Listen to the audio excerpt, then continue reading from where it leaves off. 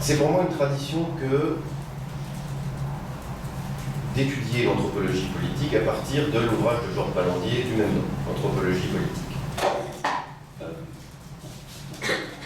C'est un ouvrage qui date de 1967 et qui a ceci de très intéressant, qui introduit une rupture, à mon sens, en tout cas il se présente comme tel, dans l'analyse du politique. La grande ambition de Georges Balandier, c'est de proposer une étude du politique qui puisse s'appliquer aux sociétés avec État comme aux sociétés sans État, aux sociétés qui conçoivent le politique comme une catégorie distincte, par exemple de l'économique ou de la tradition, comme à celles qui ne produisent pas cette distinction, qui repèrent le politique aussi bien dans l'organisation de la famille que dans l'organisation des clans, que dans l'organisation de la religion.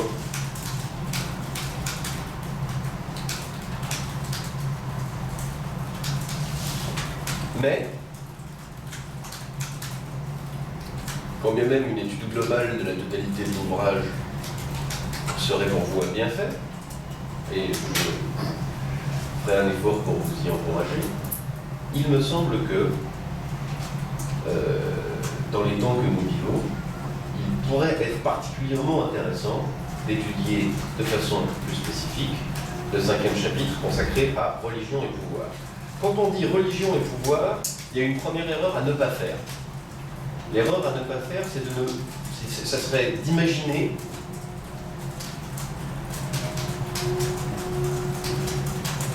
un petit cardinal, tout habillé de pourpre cardinalis. Vous savez ce que c'est que la pourpre cardinalis? Bon, si vous ne savez pas chercher. Un petit cardinal tout rouge, si vous préférez, mais là d'un coup ça fait un peu... qui chercherait à avoir le pouvoir, qui manigancerait pour obtenir du pouvoir.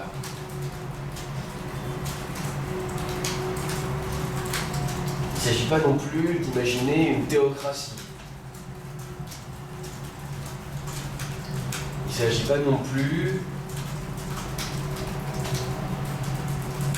d'imaginer, même de façon discrète, ou plus fine, des rapports de pouvoir entre religions. Lorsque Balandier en vient à traiter le thème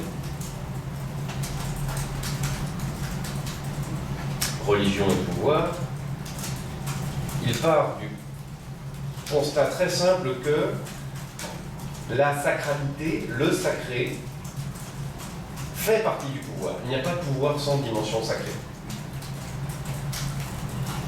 Ça sera notre point de départ.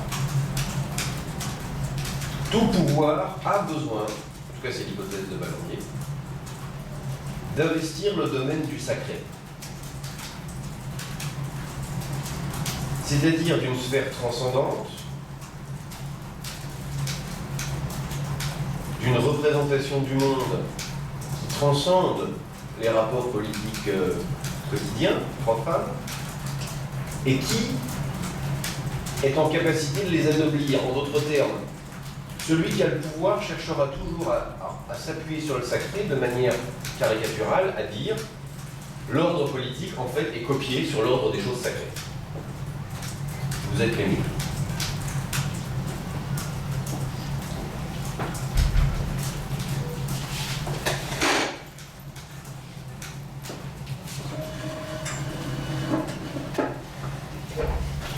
Avant d'aller plus loin,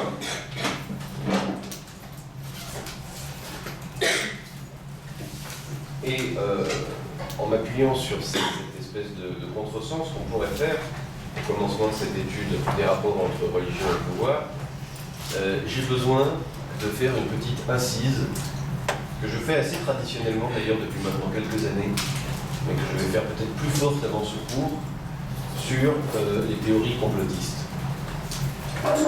Alors, je ne dis pas que je jetterai par la fenêtre quiconque fait référence. Au contraire, si c'est d'un point de vue critique, ça m'intéressera. Mais nous avons besoin d'y réfléchir tant On en a entendu parler ces derniers jours. C'est épouvantable. Le complot extraterro-illuminato-judéo-méchant,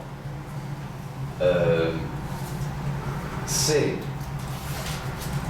une pratique culturelle diffuse qui n'est pas neuve, hein, ça relève de la rumeur. Le même complot judéo-cosmopolitique américano-capitaliste existait tout à fait dans les années 30, c'est pas ça la question. Ce qui nous intéresse, en tant que sociologue ou en tant qu'anthropologue, c'est que ça nous pose un problème. Le problème, il est évident. Il est simple. Pourquoi ils veulent nous piquer notre travail, les complotistes?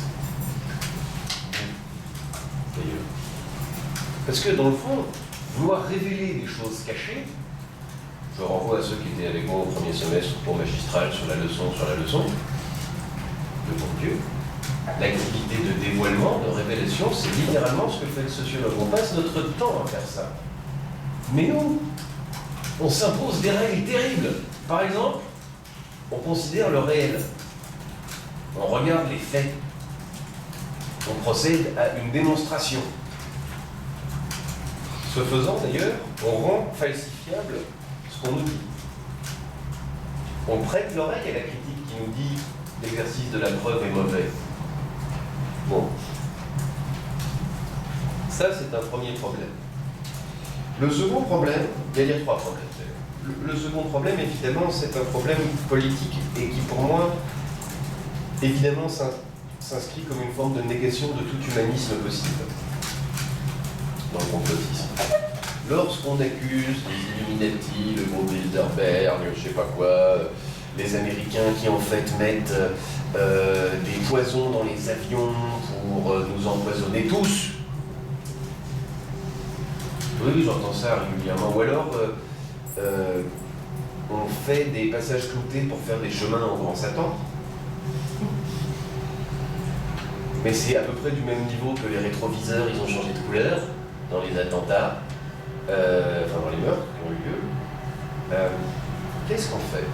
En plus, de faire une scène de paranoïa un peu amusante sur la place publique. En réalité, on nie l'existence des vrais rapports de force et des vrais rapports de domination. C'est aussi simple que ça. Oui, il y a des manipulations. Bien sûr qu'il y a des manipulations. Oui, il y a des rapports de force. Oui, il y a des mensonges d'État. C'est vrai, parfois. Oui, il y a des groupements industriels qui agissent comme des lobbies. On les connaît, on a leur numéro de téléphone et ils les publient même. Donc, sans l'ombre d'un doute, il y a des intérêts contradictoires. Mais dès que vous passez dans le complotisme, vous perdez votre ennemi. Vous créez un sujet comme ça, voilà, c'est les méchants. Et vous ne pouvez plus rien faire. Parce que c'est caché, parce que c'est loin, parce que c'est compliqué. En fait, vous devenez complètement impuissant. Complètement impuissant, immédiatement. Vous perdez toute validité dans le champ politique. Et ce désir de révélation que je comprends, cette méfiance par rapport au pouvoir qui est, en tout cas si elle se révèle sous la forme de l'indignation à l'origine du travail du citoyen, du démocrate, etc., se transforme en caricature de la brebis soumise. Quoi de mieux pour un pouvoir qui veut dominer que d'avoir face à lui des ploucs, des gens qui ne connaissent plus rien, qui prennent la posture du savoir alors qu'ils ignorent et qui ne font rien pour savoir. C'est ça que j'appelle un peu. Des ploucs qui disent ah ouais, mais si je prends du shit, c'est parce que je suis manipulé par le groupe Bilderberg. Quoi de mieux? Quoi de mieux que des groupes soumis qui s'inventent des petites religions ad hoc qui dissimulent immédiatement les vrais rapports de domination? La troisième chose, qui est absolument insupportable, pour moi, c'est un trait psychique des gens qui commencent à jouer à ça. La paranoïa, c'est effectivement super, ça consiste à dire il y a un grand sujet à l'extérieur et moi je... Bon. Mais c'est que c'est quand même une pratique collective de la bêtise. C'est quand même une pratique collective, voilà, de l'ignorance, de la bêtise, de la clocardise. C'est quand même une mode un peu fatigante. On a ici, dans ce pays, un système d'éducation qui permet à des gens relativement pauvres, les plus pauvres viennent pas, mais quand même, de s'éduquer, bah, ça vaut le coup. Plutôt que de s'abandonner à cette petite jouissance masturbatoire devant YouTube qui consiste à dire qu'on connaît un petit peu de la vérité, mais qu'on... Ah, c'est pas... Parce qu'on doute, on sait... Cette jouissance, cette masturbation, dès lors qu'elle devient collective, elle forme un peuple impuissant. Si vous voulez participer à ça, alors polluez mon cours avec des bêtises sur les Illuminati. Je ne réponds pas de ma non-violence dans un cas pareil, mais néanmoins... Ah oui, mais quand même, pourriez-vous me dire, il y a quelque chose. C'est... quand même, on sait quand même que... Bon, bah dans ce cas-là, démontrez-le. Preuve à l'appui. Pourquoi croyez-vous que les journalistes prennent autant de risques parfois? Oui, il y a aussi ça, cette espèce de soupçon permanent contre le journalisme. Oui, il y a des groupes industriels qui défendent leurs intérêts, c'est vrai, c'est chiant. Réellement. Et néanmoins, s'il n'y avait pas Mediapart pour dire qu'il y a tel mensonge d'État, ben vous continueriez à vous branler sur oui, mais alors les extraterrestres, les juifs et les Illuminati et les méchants. Bon, voilà. Ce prélude fait, et je suis désolé d'y avoir mis un petit peu de violence, c'est parce que, comme ça fait un certain temps que je considère qu'il est du devoir de tout enseignant de faire ce travail de réveil un peu, je m'aperçois année après année qu'en fait, mes étudiants y croient, pour entre un cinquième et un quart d'entre eux. Comme on fait un cours sur religion et pouvoir et que nous serons amenés à parler des croyances, il est de mon devoir de vous mettre cette petite claque symbolique pour commencer le cours, qui ne vous touchera pas bien sûr si vous vous êtes élevé avant ce cours au-dessus de ce tas de niaiseries, dans cette fange misérable. Et voilà. Bien. Oui. On pourrait rattacher les théories du complot à une forme de croyance. Alors, c'est évident, mais il y a un petit problème. Deux choses. D'abord, quand on se transforme en anthropologue pour analyser ces choses-là, on fait ce que Mauss aurait appelé fait crédit à la théorie indigène. Or, la théorie indigène se voit plutôt comme une rationalisation et comme une forme d'incroyance. Donc, il faut quand même le dire. La deuxième chose, c'est que, et c'est ce qui le distingue le plus d'une religion, je crois, c'est pour ça que vraiment j'utilise le terme masturbation, c'est un exercice qui se présente avant tout comme une posture individuelle. Il n'y a pas de parti des anti-Illuminati. Vous voyez ce que je veux dire? D'ailleurs, c'est tout ce qu'on verrait comme temps, si au lieu de proférer ce genre de conneries et de se maintenir dans des registres culturels inféconds, ils créaient des associations de lutte pour ceci, cela, des journaux, pourquoi pas? Ça peut paraître un peu traditionnaliste, mais non. Donc bref, ce que je veux dire par là, c'est que là où ça ne fait pas culte, c'est que ça se présente d'abord comme un exercice, pour le dire très gentiment, de vigilance individuelle ou de moins d'incrédulité individuelle. C'est vraiment ça, la posture fondamentale du complotiste, c'est l'incrédule. Mais vous mettez deux incrédules ensemble, il y en a un qui doute de l'autre. Et oui, et pour avoir un tout petit peu étudié leur site internet, il est très étonnant de voir à quel point des groupes qui sont extrêmement proches utilisent les mêmes ressorts pour vendre les mêmes t-shirts, les mêmes pins et les mêmes bêtises, se distinguent et s'affrontent. Il y a déjà énormément d'écart entre Alain Soral et Dieudonné. Et quel est le rapport avec les logiques complotistes? Lisez leur texte. Enfin, ou pas. Ou pas. Ou alors, faites ce que j'ai fait au premier semestre, bref, il y a longtemps, j'avais fait un cours là-dessus, et tout simplement, j'avais démontré par l'exemple qu'on ne pouvait pas distinguer un texte de Céline de 1938 d'un texte de Dieudonné, et que le juif me sodomise, donc je veux sodomiser le juif. C'était l'école des cadavres de Céline, repris dans le texte par Dieudonné, qui lui s'amuse avec ses références, fait ce qu'il veut. Bon, voilà, bref, on ne va pas s'apesantir là-dessus. Bref, nous voici sur des assises un peu nettoyées, et nous pouvons commencer le cours. Alors, on va évidemment le commencer par des définitions. C'est d'autant plus important que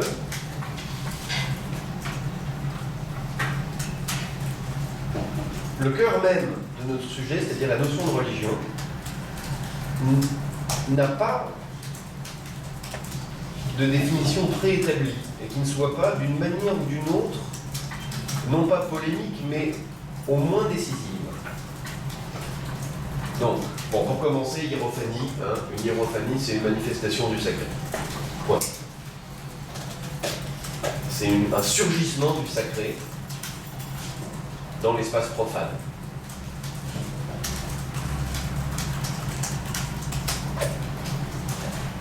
C'est pas nécessairement une apparition. La plupart du temps, en fait, c'est pas une apparition, une hiérophanie. C'est plutôt, par exemple, vous êtes au troquet, au PMU, dans la ville de Honfleur, vous buvez un petit café. Ça sent bon, le PMU des années 70. Et c'est là que surgit une procession avec des familles en blanc, des prêtres, des bateaux portés sur des autels avec des saints. Et le temps s'arrête, voilà, et il y a une procession qui passe. Et vous êtes là, à ce moment-là, dans un temps sacré. Tout l'espace est modifié par leur présence, par la signification des objets, par les chants, etc. etc. Voilà. Exemple d'une simplicité d'accord. Alors, deuxième définition. Une religion, c'est quoi? Tenez, dites-moi, qu'est-ce que c'est qu'une religion? Ouais. C'est un système symbolique qui va permettre d'expliquer le monde. Si on se place du point de vue scientifique, effectivement, on pourrait retenir cette définition-là comme une définition standard. Elle est très insuffisante et elle ne s'ancre pas dans le jeu polémique que je voulais atteindre. Je m'explique. Qu'est-ce qui distingue alors une religion de n'importe quel système culturel? Je dirais même, pour aller plus loin, qu'est-ce qui distingue une religion d'une langue? Puisqu'en réalité, toute langue contient en elle-même une cosmogonie, une idée de représentation, des rapports, des statuts. Donc, c'est aussi un système symbolique qui crée un monde, avec un grand M commun, sans aucun doute, qui importe avec elle la plupart du temps une définition de ce que c'est que le monde, de ce que c'est que chaque humain.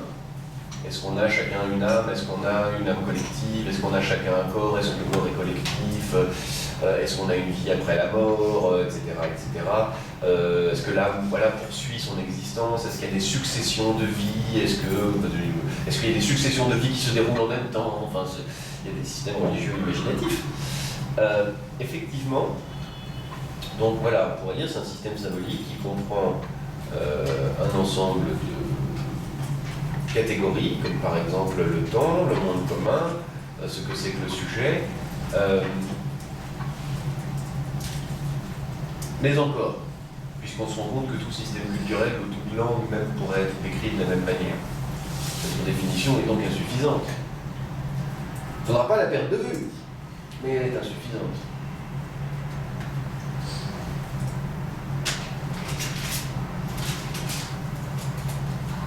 Vous n'avez pas fait ce que c'est qu'une religion en philo, en terminale? Je vais rentrer par là parce qu'il y a une espèce de poncif dont il faut se défaire. En terminale, mais même Wikipédia est plus intelligent que ça. C'est-à-dire,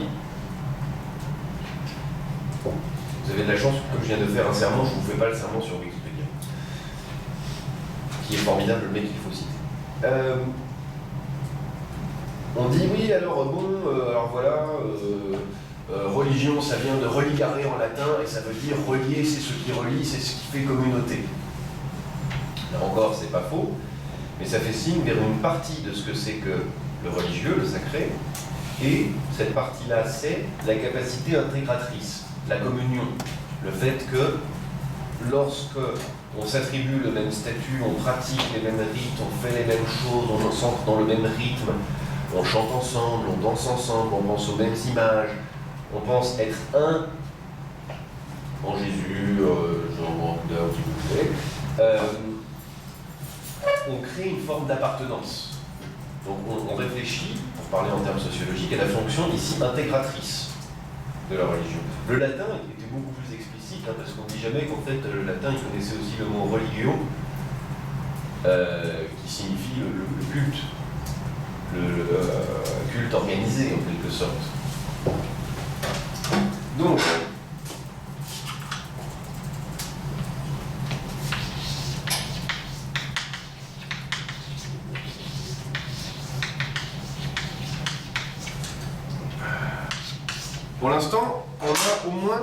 deux notions à retenir, un système symbolique. Notez bien que il faudrait définir aussi ce que c'est qu'un système, c'est-à-dire un ensemble de dépendances internes. On a donc un système symbolique, un culte.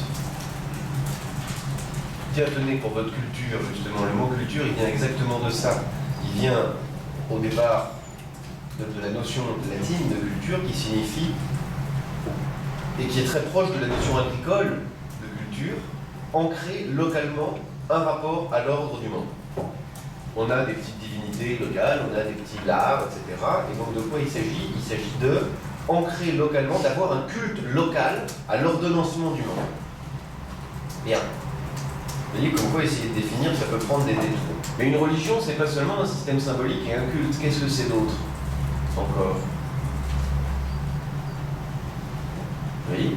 Donc c'est une tradition qui cherche à satisfaire les besoins des passages. Alors, il y a deux choses dans ce que vous dites. C'est une tradition, oui ou non. On a l'habitude de considérer les religions comme des choses anciennes, comme des choses ancestrales, comme des vieilles reliques, ou au contraire comme ce qui a été premier, comme des discours qui nous parlent de ce qui a été au commencement. Et ça, c'est une formule qu'on va utiliser tout le temps en travaillant sur l'anthropologie des religions, c'est in illo tempore. Et ça, c'est juste un latinisme, je ne sais pas pourquoi ils s'en servent tout le temps, utilisé par un historien des religions dont on se servira beaucoup dans le cours, qui s'appelle Mircea Eliade. Vous avez ses références dans le programme de cours. Je vous conseille d'ailleurs de lire très vite Le Sacré et le Profane, c'est un tout petit texte qui vous aidera à comprendre les sujets de dissertation, pas de dossier que je vous ai proposé. Notamment sur les notions de temporalité sacrée et d'espace du sacré. Nihilo tempore, ça veut dire en ces temps-là, dans l'état originel, au moment où on a fondé la cité et créé le modèle inspiré des dieux qui continuent à vivre aujourd'hui.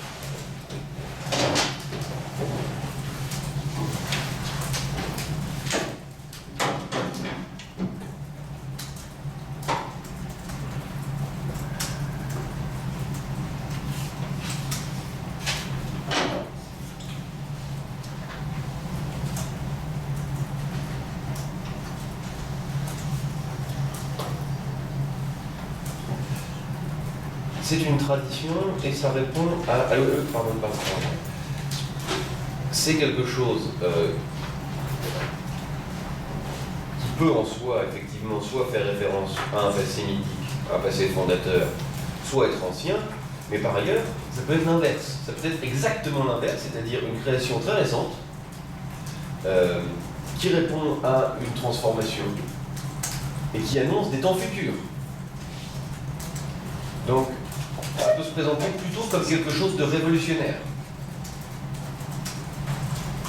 C'est quasiment en fait la structuration du chapitre de Georges Ballandier, Religion et pouvoir. La religion comme assise du pouvoir, comme justification grâce à un passé mythique du pouvoir, grâce à cette espèce de comparaison, non, c'est pas le bon terme. C'est ni une analogie, ni une comparaison. Cette espèce de calque, de même qu'il existe un ordre du monde divin, de même l'ordre politique a été copié sur lui, donc c'est pas une analogie, pardonnez-moi, mais c'est l'ordre du monde justifie l'ordre du jeu politique, et donc on va devoir régulièrement célébrer le moment premier, l'alliance, le moment où le dieu est descendu et a donné les règles, le moment où il y a eu jonction entre les deux mondes, le moment où Athéna est descendue, le moment où Poséidon a tapé, vous avez mis là. Ce moment d'alliance va être réactualisé. Mais ça peut être aussi, et Ballandier nous en parle, une source de trouble pour le pouvoir, de danger pour le pouvoir. Pourquoi? Parce que effectivement, de même qu'il y a du sacré dans le pouvoir, il y a du pouvoir dans le sacré. puisque le sacré, en tant que système symbolique, définit les valeurs, définit l'ordre du monde, définit le socle sur lequel peut se justifier le pouvoir, dès lors, toute nouvelle religion peut être un danger très fort pour le pouvoir en place. On reste là pour l'instant dans des généralités. Comme vous avez vu dans le programme, on va progressivement entrer dans des choses plus spécifiques. Et donc, un exemple qui prend, c'est démontrer ce deuxième aspect. Ce sont des religions dont on constate l'apparition au Rwanda dans les années 60 et qui lui permettent de dire « Ah ben il va y avoir un génocide ici ». Ben, des choses comme ça, mais néanmoins, il nous dit simplement ben voilà, il y a un des groupes ethniques qui pense que, puisqu'il est dominé, en fait, il existe un monde parallèle dans lequel il y a une reine qui viendra un jour dans le monde réel, et quand elle viendra, ça annoncera un renversement total du politique, et puis on se débarrassera de ceux qui nous dominaient. Voilà. Bon. Là, vous voyez, c'est une religion qui annonce plutôt un futur et qui naît. Et par ailleurs, vous en connaissez plein des religions nouvelles, que ce soit des sectes, que ce soit des réinterprétations, mais vous savez, vous connaissez un petit peu l'histoire du christianisme avec le moment où arrive le protestantisme, et puis ensuite, pourquoi pas les sectes baptistes, quakers, jusqu'aux nouveaux évangéliques. Enfin, vous voyez que ça se renouvelle sans cesse, donc non, une religion n'est pas une pratique, et qui vient répondre à des besoins. Ah, c'est compliqué ça. Quel serait le besoin? Si le besoin c'est de se tenir chaud, de pallier à ses angoisses face à la mort, de satisfaire à une quête spirituelle, on dit des choses très différentes. Si on prend l'hypothèse qu'il y a dans l'humain un besoin d'intégration, que l'humain ne vit pas seul, c'est dire quelque chose. Dire il a besoin de spiritualité, et la spiritualité se trouve dans la religion, c'est encore tout autre chose. Il y a un raccourci qui est fait parce que nous avons une culture profondément marquée par des siècles de monothéisme en France, qui consiste à dire par exemple, et ça m'exaspère, et Mircea Eliade le fait, c'est une profonde erreur, je crois, parce qu'elle est plus que factuelle. Les Néandertaliens avaient une religion, c'est sûr. Voilà. Pourquoi? Même encore avant les hommes de Néandertal, il y avait de la religion. Pourquoi? Parce qu'ils enterraient leurs morts. Et alors? So what? Qu'est-ce qu'on peut en déduire? Ah, ils faisaient des lits de fleurs autour. Ben oui, ils trouvaient que maman ou papa, il était sympa, ils avaient envie de prendre soin de ce corps. J'en sais rien. C'est ça qui est important. En toute rigueur, je n'en sais rien. Et par conséquent, postuler qu'en réalité on ne puisse avoir de rapport avec la mort que dans un cadre religieux, c'est porter un jugement de valeur en réalité extrêmement situé. La religion ne cherche pas à remplir les trous, genre ceux qui avaient dit scientifiques, mais avec besoin, est-ce que ça pourrait pas être genre ça dépend des personnes qui peuvent être sans religion ou avec. Mais une personne qui cherche à avoir une réponse qui la soulage, qui la fasse genre sentir mieux sur ça, ça serait son besoin. Vous avez parfaitement raison. On pourrait faire cette hypothèse. Néanmoins, là encore, il faudrait distinguer. On pourrait dire soit il y a religion parce qu'il y a un besoin humain de répondre à des questions, ou alors, lorsque l'humain se pose des questions, il peut soit trouver des réponses dans la raison, dans une règle, ou aller les chercher dans la religion. Voilà. Par règle, j'entends par exemple les formes d'oukase qu'on peut trouver dans un pays totalitaire qui va vous dire la vérité c'est ça, et ça n'est pas négociable, ni scientifiquement ni religieusement. C'est ça parce que le Soviet suprême l'a décidé, par exemple. Nous allons contraindre la nature et du coton poussera partout en Ouzbékistan et nous allons détourner le cours des fleuves et changer le... Et puis voilà. Bon. La dialectique matérialiste nous dit que nous allons transformer la nature. Bon, pourquoi pas, ça le cas. On pourrait appeler ça nouvelle religion, mais je crois qu'on perdrait un petit peu de ce que c'est. Et par ailleurs, ça c'est vraiment une intuition de ma part que nous allons être amenés à développer.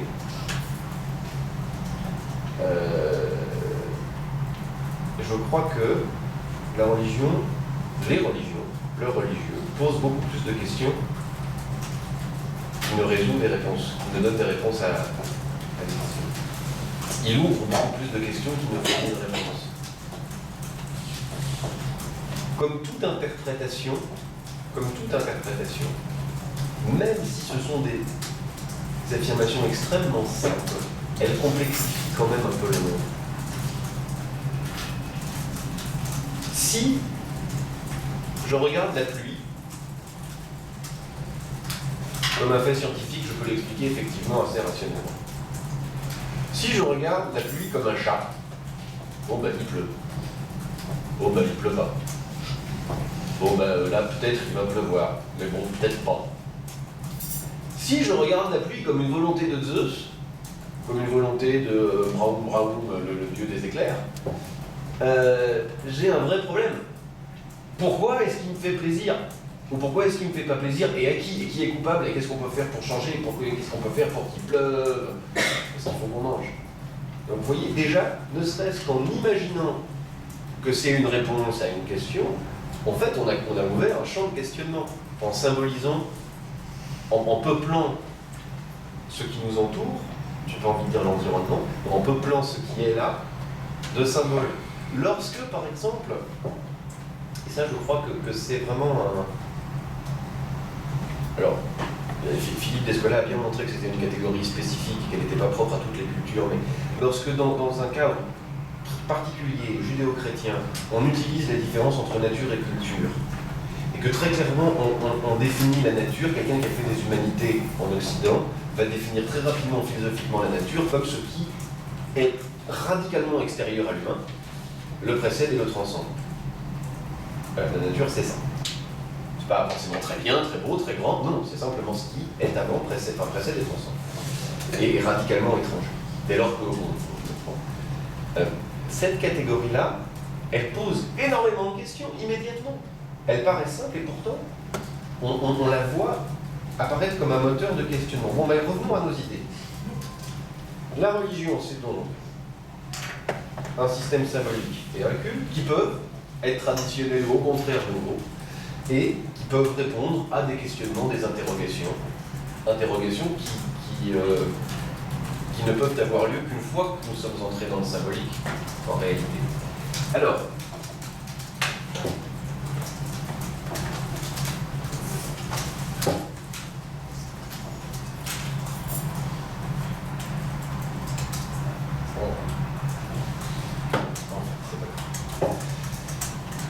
je regardais le temps qui passe.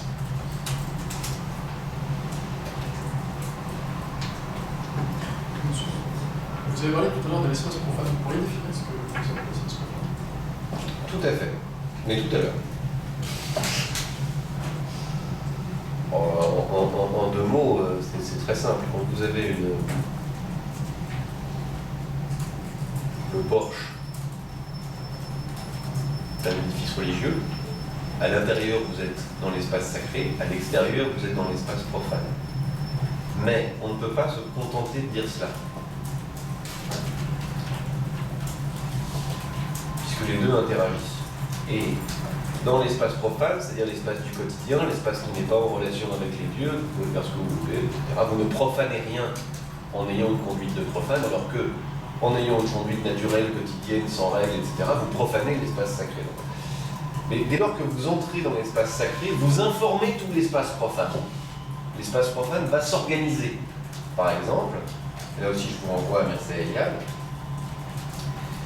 il existe un symbolisme du centre qui va dire, dans le fond, la ville, c'est comme la mer, l'église est comme une terre, l'autel est comme le lien entre le monde des dieux et le monde des hommes. Et donc, on va centraliser autour de ces places symboliques. L'espace profane, c'est l'environnement, ce qu'il y a autour de nous en tant que nous l'utilisons, mais en tant que nous l'utilisons sans les règles religieuses, sans les représentations religieuses, sans les prescriptions qui caractérisent l'espace sacré. Il peut y avoir des situations dans lesquelles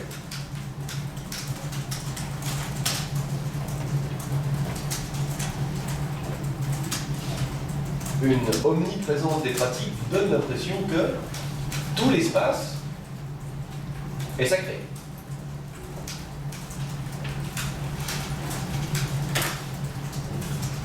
Par exemple, parce qu'on va prier dans la rue.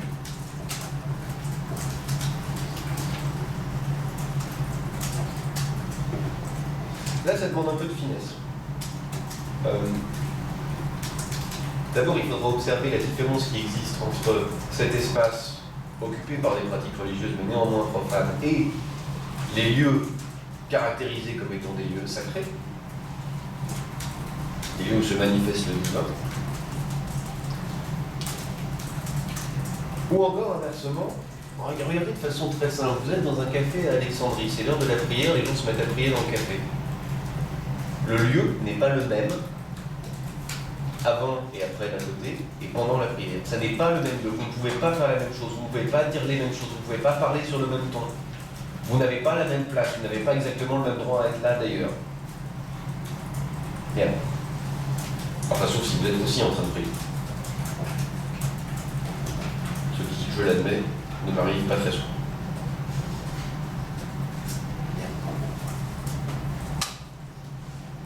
Nous en sommes encore aux définitions et on n'a pas avancé beaucoup. Et ça m'ennuie parce que l'heure tourne. Bien. Alors, une religion, c'est un ensemble de pratiques, de représentations, de rites, de croyances qui fondent une communauté, qui fait jaillir un monde commun, qui fondent une scène sociale de l'action en fonction d'une transcendance, en fonction d'un ordre transcendant. C'est ça qui va distinguer réellement une religion d'une culture, de manière générale.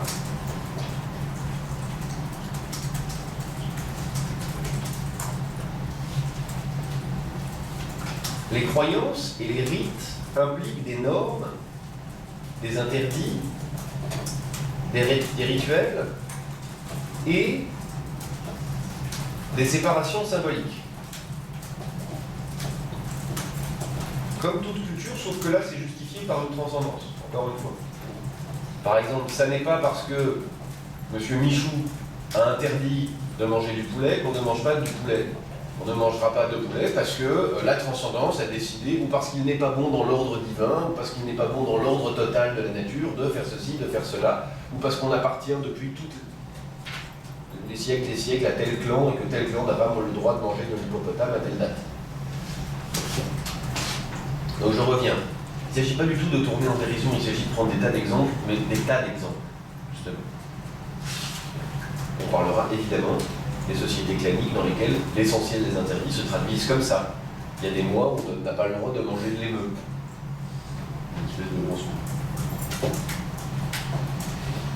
Donc ces séparations peuvent être par exemple entre le souhaitable et le non souhaitable, le juste et l'injuste, le bon, le mauvais, le pur et l'impur, le sacré, le profane, tous ces couples.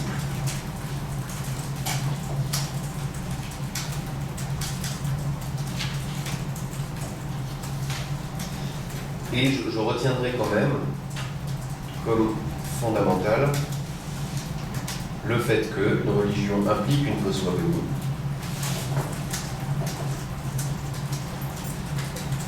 une vision du monde et du commencement du monde,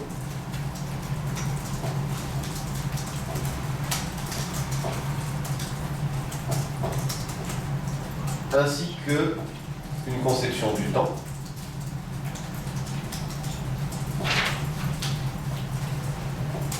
qui se traduira aussi bien par une vision du commencement et de la fin des temps, des choses voilà, très, à la fois très sacrées et très éloignées du quotidien, et des choses beaucoup plus quotidiennes, par exemple le rythme d'une vie, à quel âge il faut pratiquer telle cérémonie, subir telle modification corporelle, à quel âge devient-on capable de se marier ou pas, d'avoir des relations sexuelles, et encore de manière plus fine, les jours. Quels jours sont sacrés, quels jours doivent être chômés, quels jours sont consacrés aux cérémonies.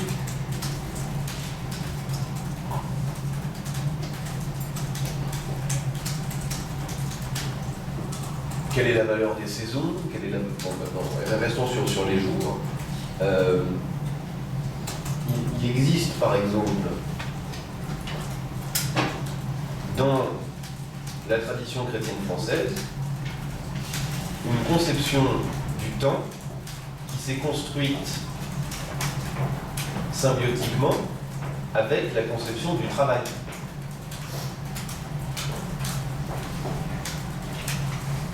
Si vous lisez La Fontaine, vous direz que, dans sa prose à lui, hein, temps religieux et travail, c'est des choses qui s'opposent. Parce que quand même, on chôme presque la moitié de l'année, parce que c'est les saints, il faut fêter, et puis c'est carême, et puis c'est ceci, et puis c'est cela. Donc on ne travaille pas trop. Hein. Et le chômage est d'ailleurs très valorisé, puisqu'on consacre du temps, c'est ça le chômage, hein, on consacre du temps à la consacrer. De la même manière, vous avez des tonnes de représentations dans le bas Moyen-Âge et par la suite du Jésus auquel on a planté des outils dans le corps. Et en fait, parce qu'on considère que si on travaille le dimanche, on martyrise le corps de Jésus avec les outils avec lesquels on travaille. Bon, c'est pas gentil. Quand vous pensez à ceux qui aujourd'hui défendent le travail le dimanche, c'est rigolo. Mais en même temps, c'est des ploucs. Alors,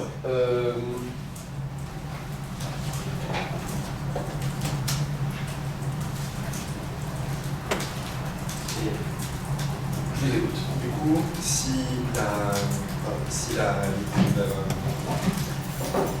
variable qu'on ajoute à cette, le concept qu'on ajoute à cette définition, donc la transcendance et le caractère de pratique, qu'est-ce qui différencie une religion d'une idéologie? L'exemple d'artiste est intéressant, ce qui transcende l'homme, c'est la lutte des classes. De tout temps, les hommes se sont battus pour les rapports de production. Alors, vous importez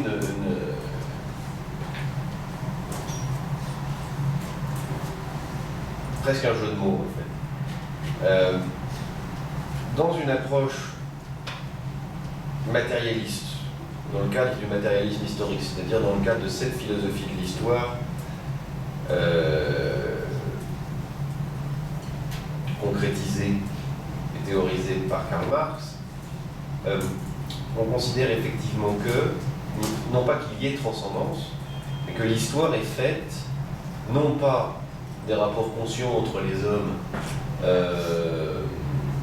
mais simplement par l'évolution des rapports de production et des rapports de classe. C'est-à-dire comment est-ce qu'on organise le travail, comment est-ce qu'on divise la société en fonction de la division du travail, comment est-ce qu'on répartit la propriété, quels sont les rapports de force entre les classes, quels sont les différents intérêts. Et c'est donc le travail qui, se transformant, transforme la société. Ce faisant d'ailleurs, je suis obligé, en passant par là, d'affaiblir ce que vous dites, une idéologie pour Marx, c'est simplement un propos caractérisé par son appartenance de classe.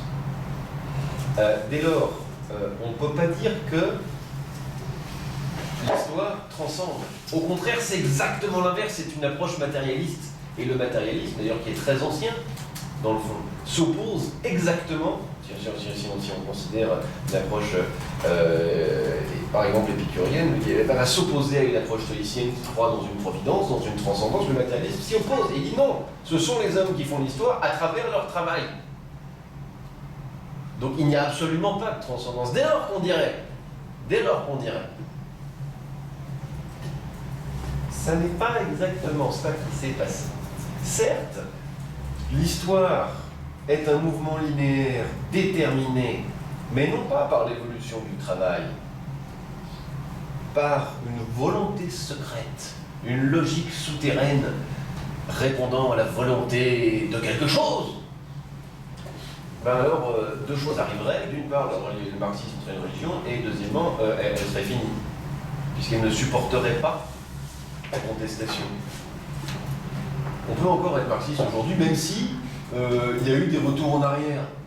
Pourquoi? Parce que ça consiste simplement, l'analyse en matérialisme historique consiste simplement à rapporter l'évolution des faits à l'organisation du travail, et pas à dire il existe une logique nécessaire linéaire et qui permet de prédire l'avenir.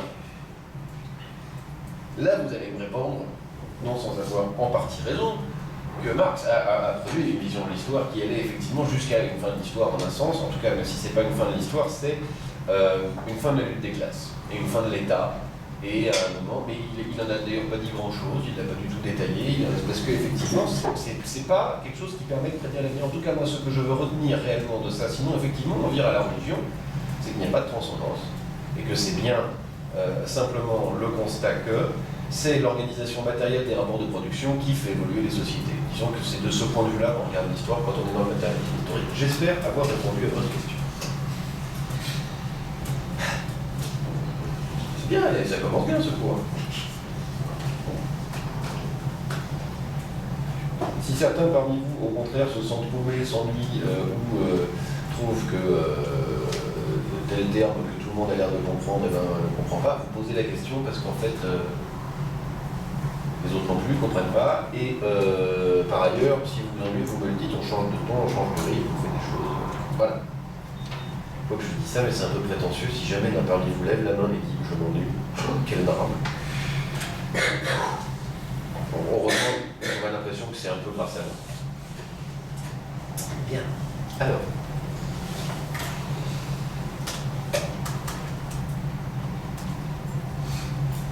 Maintenant qu'on a approximativement limité ce que c'est qu'une religion, on va essayer de comprendre ce que c'est que le pouvoir. Puisque le thème de ce cours, c'est religion et pouvoir. Bon. Pour ne pas nous épuiser, on va limiter notre définition à ce que c'est qu'un pouvoir politique.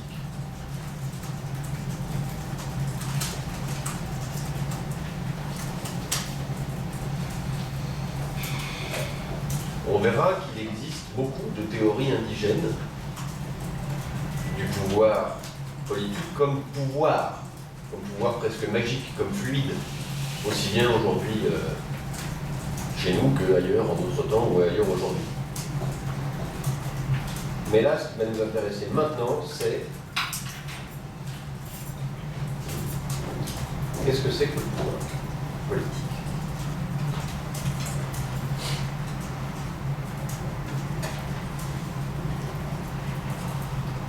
J'hésite entre vous et vous pour ma prochaine victime. Bon, vous. Pourquoi c'est important de donner des définitions ? Ça précise des choses, ça rend précis, clair. Pourquoi pas ? D'autres idées ? 1, 2, 3. On peut pas réfléchir. Là, c'était... Pour être sûr qu'on parle tous de la même chose. Oui, On peut pas réfléchir sur contestation, c'est pas sur quoi réfléchir. oui. Pour délimiter le sujet. Voilà, très bien, c'est ça. Ensemble, vous avez parfaitement répondu.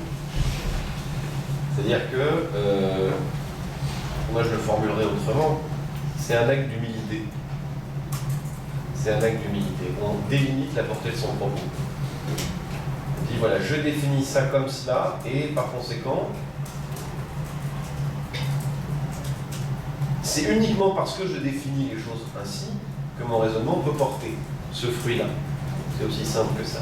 Bon, alors ensuite, évidemment, il y a un autre usage, mais ça c'est une vision utilitaire de la définition, c'est que c'est des petits moteurs. Vous le mettez dans votre raisonnement, là, ça fonctionne tout seul et ça avance. Voilà. Bien. Donc, je vous donne un exemple. Religion. Facile de le voir. Si vous allez dans un autre pays, que vous dites ouais, religion, bah, c'est facile, c'est religaré, tu fais du lien. On va vous dire, mais non, pas du tout. Mon concept à moi, le terme par lequel je traduirais religion, ça signifie ensemble des prescriptions et le fait de le faire. Ça n'a rien à voir avec le fait de relier. C'est l'ensemble de la doctrine et comment est-ce qu'on la respecte. Bon. Zut. Comment on fait dans ce cas-là? Puis il y a des religions sans église. Et même des religions sans communion. Donc on a besoin, effectivement, d'avoir cette espèce de définition qui fait 8 lignes et que je vous ai proposée. prend un peu son temps. Et qui permet d'éviter ces embûches-là. C'est-à-dire que si j'ai quelqu'un qui me dit « Ah, c'est pas du tout ça », je dis « Ouais, peut-être, dans ton cas, le raisonnement ne serait pas le même. Mais regarde, moi j'ai pris cette définition, c'est avec ça qu'on va jouer. » Voilà. Bien. Évidemment, comme c'est polémique, il faut y mettre beaucoup d'attention. Alors, qu'est-ce que c'est que le pouvoir ?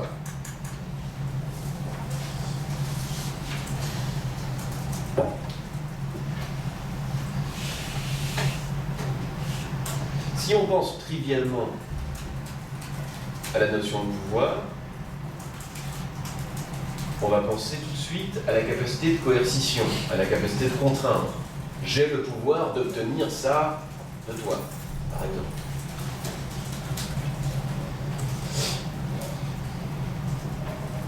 C'est une partie du pouvoir, on ne pourra pas l'en extraire, mais le pouvoir ne se résume pas à ça, et notamment le pouvoir politique.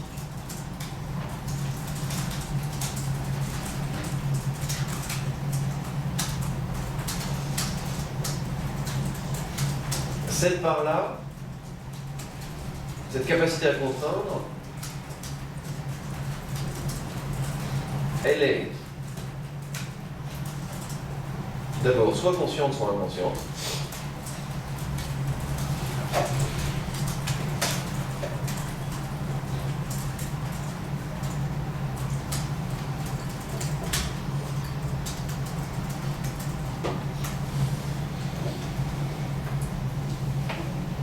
Soit volontaire, soit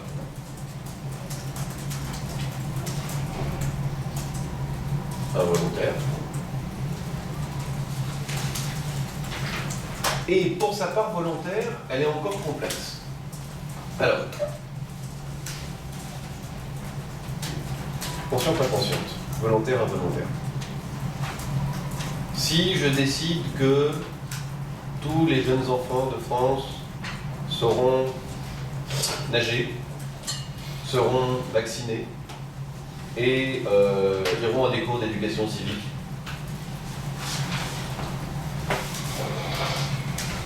je peux mettre en place une contrainte telle que ça fonctionne.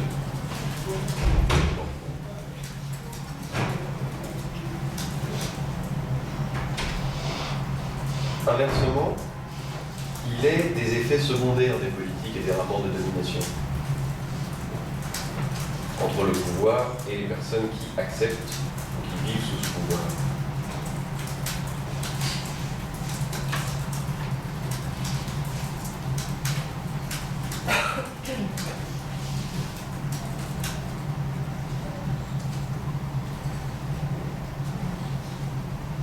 Je vais vous donner un exemple qui me paraît bête, mais peut-être trop bête. Le système éducatif français est un système dont je crois qu'il a une capacité d'intégration exceptionnelle. Le problème, c'est que l'intégration, ça ne veut pas dire du tout le formatage. En d'autres termes, on a créé beaucoup de communautés d'identité, mais autour d'une identité qui ne satisfait pas tellement les pouvoirs publics.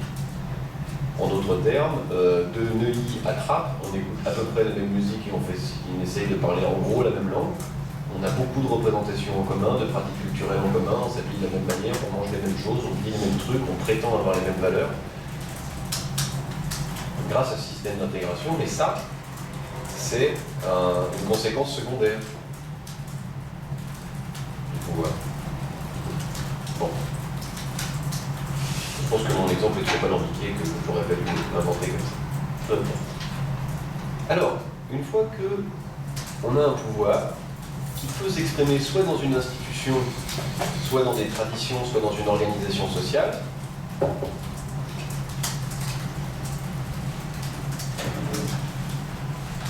exemple,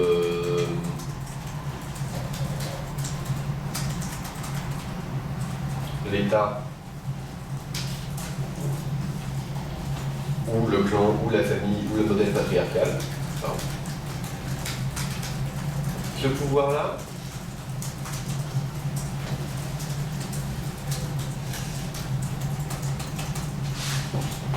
il est profondément, en tout cas c'est comme ça que le conçoit Georges Valandier, ordre. Il est fondamentalement ordre, capacité à maintenir l'ordre. Mais quand on dit capacité à maintenir l'ordre, évidemment aujourd'hui en France on entend tout de suite état policier. C'est pas du tout ça dont il est question. Le pouvoir, c'était essentiellement la capacité à maintenir l'ordre social, l'ordonnancement des relations, à travers le temps, à travers les générations, à travers les adaptations qui sont rendues nécessaires par le fait que l'environnement de tel ou tel groupe change.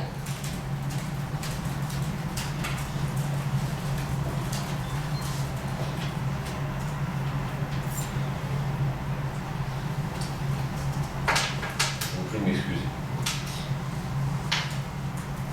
Chut. Je suis pas très doué en fait. Enfin, cette méthode-là marche.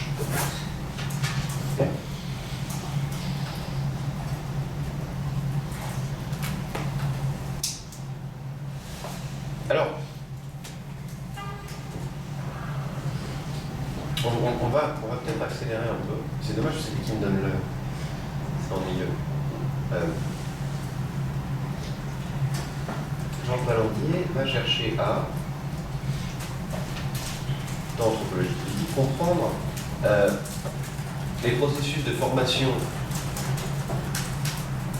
du politique, les évolutions politiques, les transformations du politique, avec une approche qui lui permette d'étudier aussi bien les sociétés avec État que les sociétés sans État, et c'est une approche qui lui permette de sortir de l'évolutionnisme, c'est-à-dire d'une idée que il existe des sociétés plus ou moins évoluées, que la société la plus évoluée, c'est évidemment la société avec un État centralisé, une administration, une bureaucratie, etc.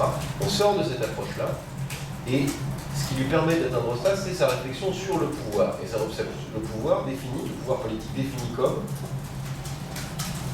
essentiellement cette capacité à maintenir l'ordre.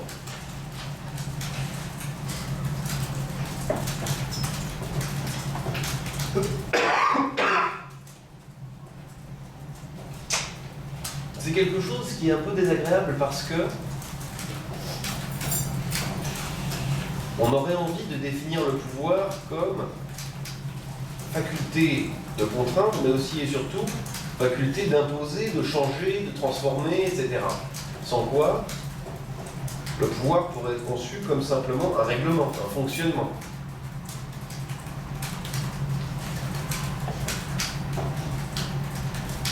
Il identifie, je propose qu'on adopte cette définition néanmoins, essentiellement le pouvoir comme une faculté de résistance à l'entropie, c'est-à-dire à cette tendance qu'a le social en fonctionnant à se déstructurer, à se transformer, à changer, à l'instabilité.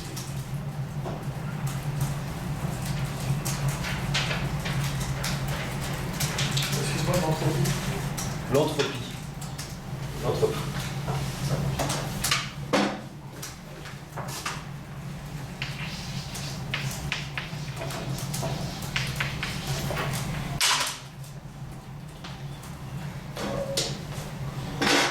L'entropie, c'est une loi de la physique qui explique que lorsqu'il y a des réactions, il y a toujours une perte. Et donc on est dans un processus dans lequel on est, en quelque sorte, pour faire le raccourci avec le qui vous fait déjà sourire, toujours dans une activité décroissante, si on dit bien, mais en tout cas, qui a toujours de la destruction à travers la transformation. Alors, le pouvoir politique s'exprime toujours, selon Georges Balandier, dans 4 domaines.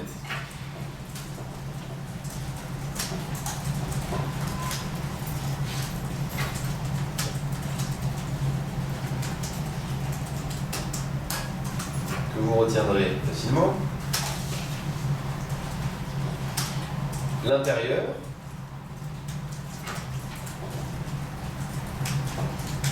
l'extérieur, la sacralité et l'ambiguïté.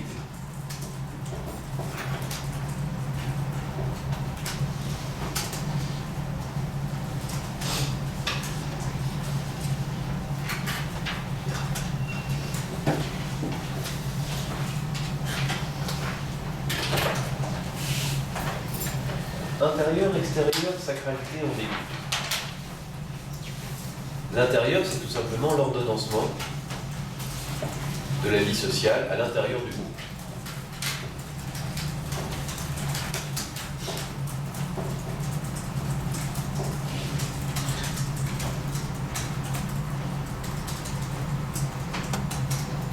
L'extérieur, c'est simplement l'ordonnancement des rapports à l'extérieur.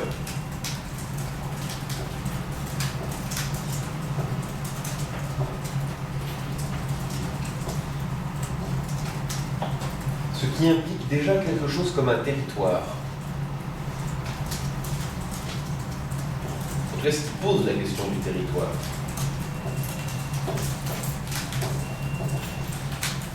L'ambiguïté, c'est un domaine que le politique doit investir parce que, nous dit Ballandier, un ordre social et donc un pouvoir politique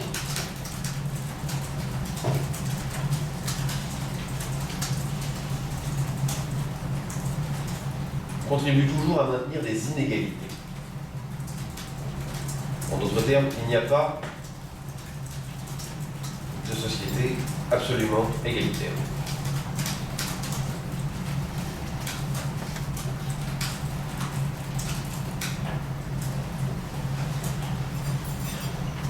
L'ambiguïté, c'est ce domaine dans lequel on va justifier les inégalités.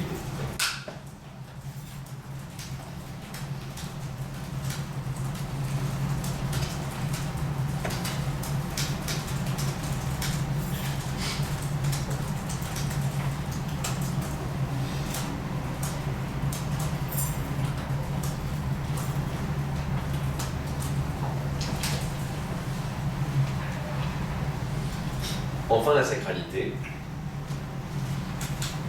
c'est le fait qu'un pouvoir prétend toujours être plus que ce qu'il est lui-même. C'est-à-dire une somme de rapports de force contingents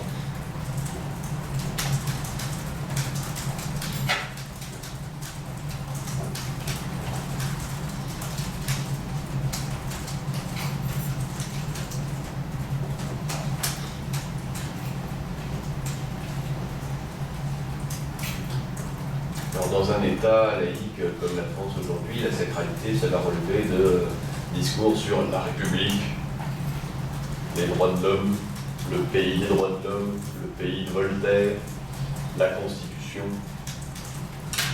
Tout ce qui justifie et transcende les actions particulières.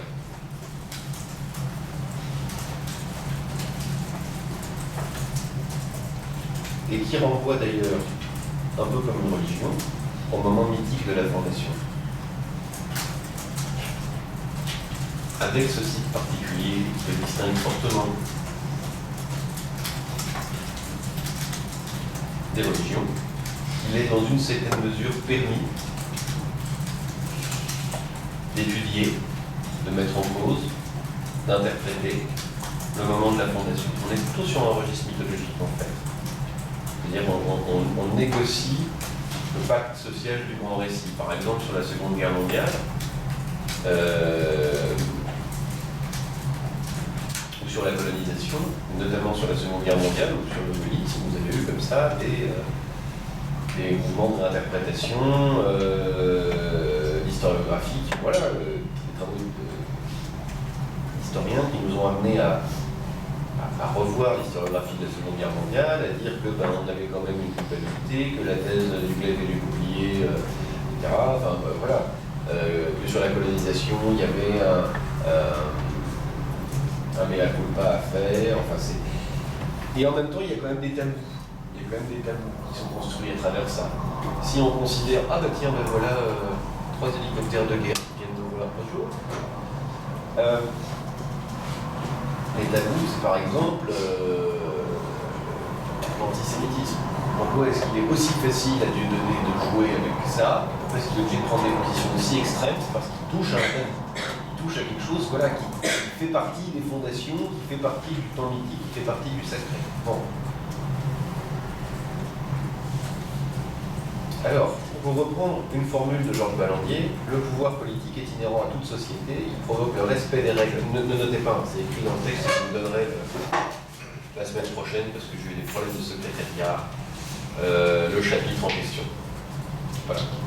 Donc le pouvoir politique est inhérent à toute société, il provoque le respect des règles qui la fondent, il la défend contre ses propres imperfections, il limite en son sein les effets de la compétition entre les individus et les groupes. Ce sont ces fonctions conservatrices qui sont généralement considérées.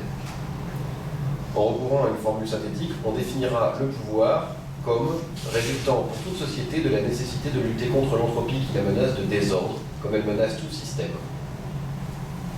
Voilà. On trouvera là-dedans aussi bien la coercition que le rite, que la tradition, que les cérémonies, que les procédures, etc. etc.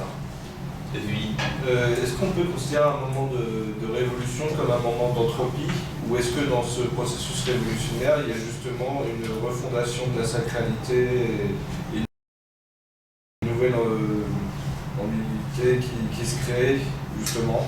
Enfin, est-ce que, en fonction des processus historiques, il faut plus penser à la continuité ou au changement que ça implique? Bon, ça dépend de quoi on parle.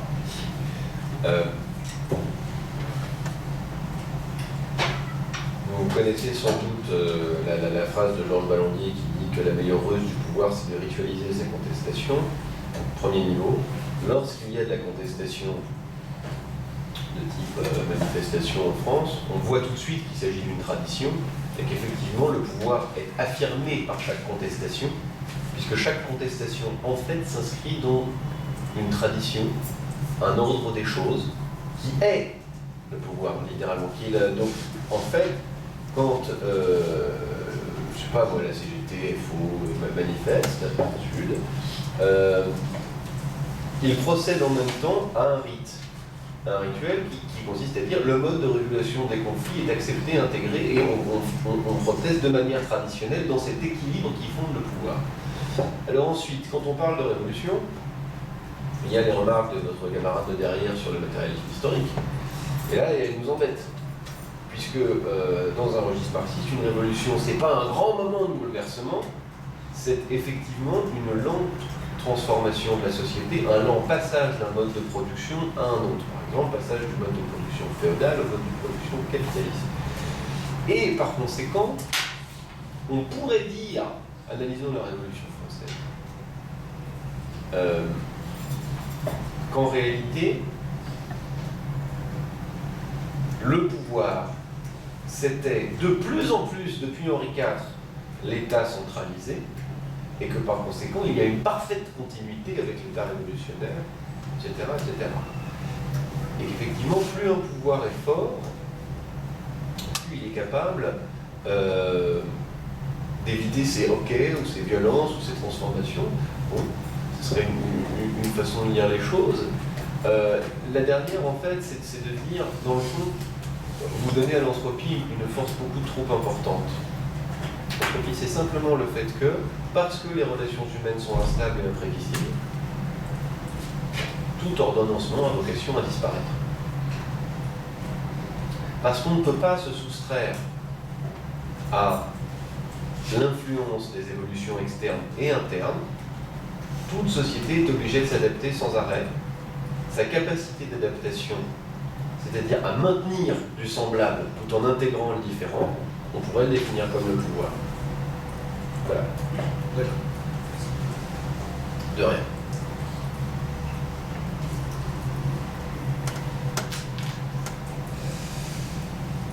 Bien. Alors.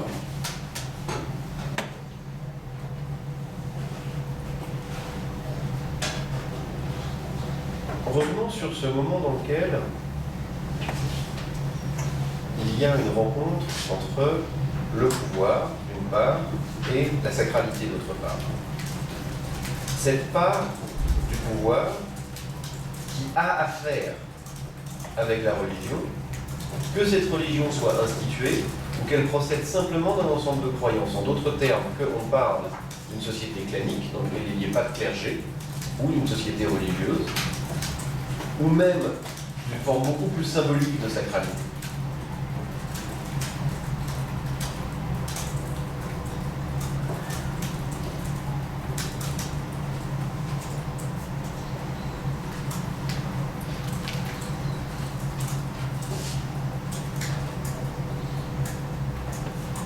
Est-ce qu'on a le temps de rentrer dans le détail des différentes... L'admis, merci, on n'a pas le temps. Nous serons amenés, dans les cours suivants, à travailler sur des exemples fournis par Georges Ballandier de différents systèmes politiques africains, et notamment nigérians et ougandais, et ivoiriens d'ailleurs, qui mettent en scène le pouvoir et la sacralité du pouvoir dans des sociétés sans église et sans État. Gardez toujours en tête cette souplesse-là. En attendant, je voudrais vous présenter un modèle.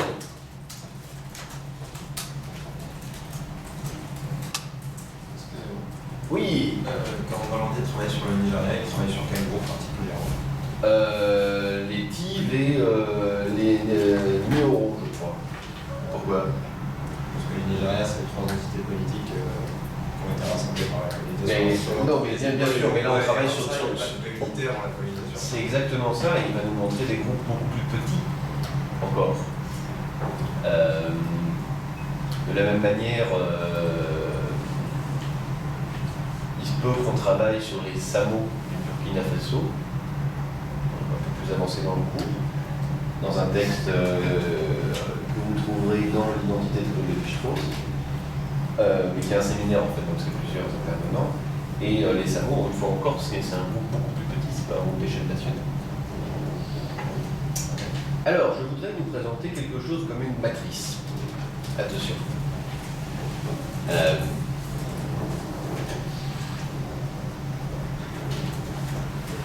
Les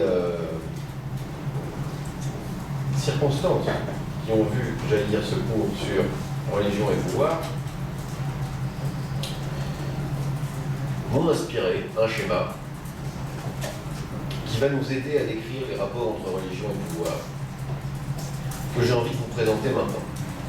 Alors ça va être très difficile, parce que non seulement il est difficile à dessiner, mais encore, ceux parmi vous que je n'ai pas convaincu avec ma diatribe anti-illuminative vont tout de suite penser que j'en suis un. D'ailleurs c'est déjà probablement le cas, donc ça ne change rien. C'est moi qui gouverne. Attention. Alors, donc c'est pour ça que j'insiste, même si un schéma c'est toujours très convaincant, ça paraît faciliter tout expliquer, etc. Non, ça n'explique rien, ça décrit, ça illustre. D'accord? Imposez-vous le même genre d'exercice quand vous faites un dossier, par exemple, si vous proposez un schéma, et surtout pas le mien. Moi, je ne veux pas avoir mon schéma dans vos copies. Quand ça arrive, ça m'exaspère. Je veux voir les vôtres. Essayez de penser à sa valeur logique. Qu'est-ce que ça représente? Qu'est-ce que ça veut dire? Bon, bah là, je vous le dis dès le départ, ça illustre. Alors, on commence par prendre les 4 points. On va voir qui dessine bien ou pas cette classe. On commence par prendre les 4 points qui définissent le champ du pouvoir. Donc, je vais me coller à mon plan. Je l'avais pas marqué. Hop. Voilà. Donc, l'extérieur. N'est-ce pas? L'intérieur. On va le décaler un peu ici. La sacralité.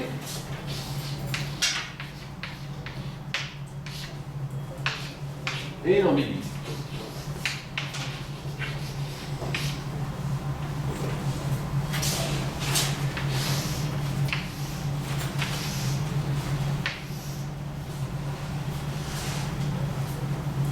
Voilà.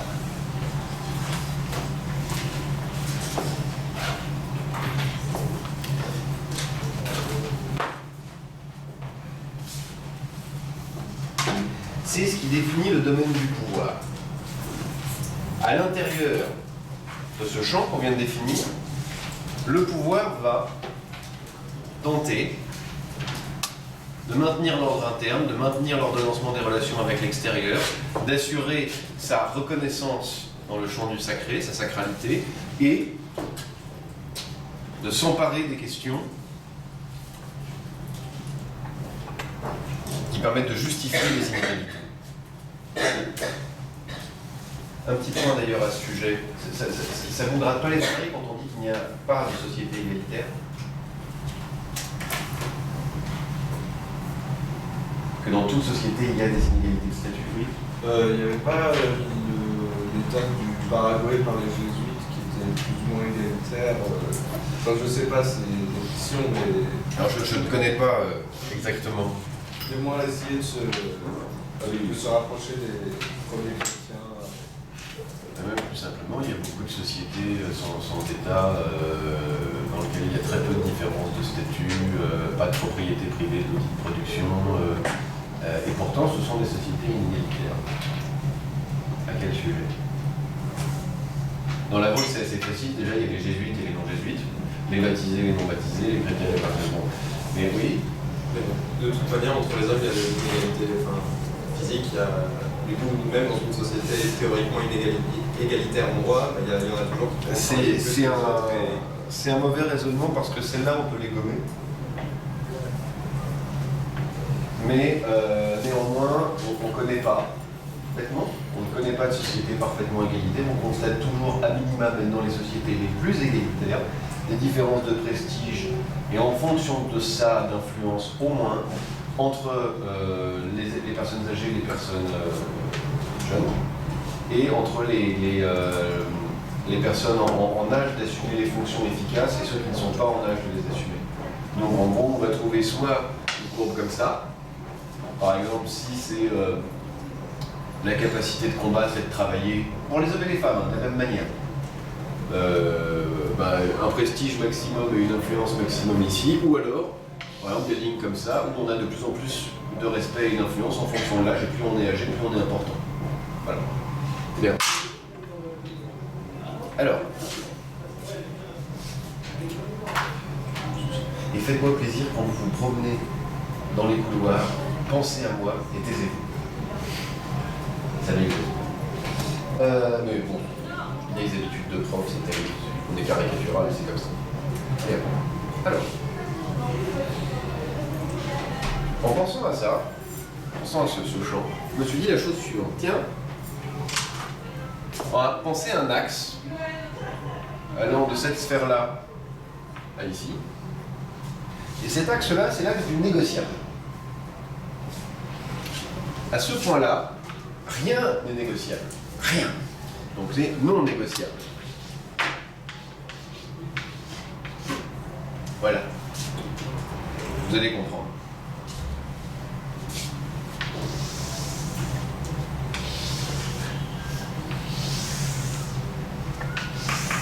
Ceci est une pyramide. À l'envers. Si, j'insiste. Ça va pas être évident, mais on va quand même essayer de se faire croire temporairement que ceci est une pyramide. Si, quand même.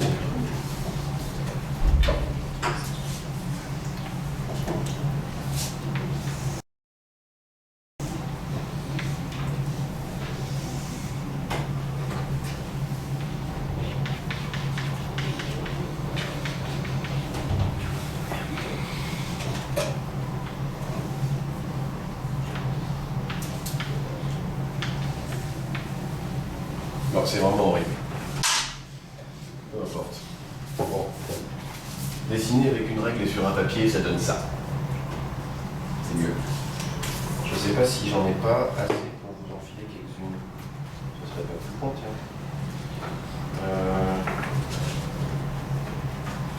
Bon. Ceux qui... voilà. Alors ceux qui n'arrivent pas à dessiner convenablement, vous en prenez une. Et ceux qui arrivent à dessiner convenablement, vous en laissez aux autres.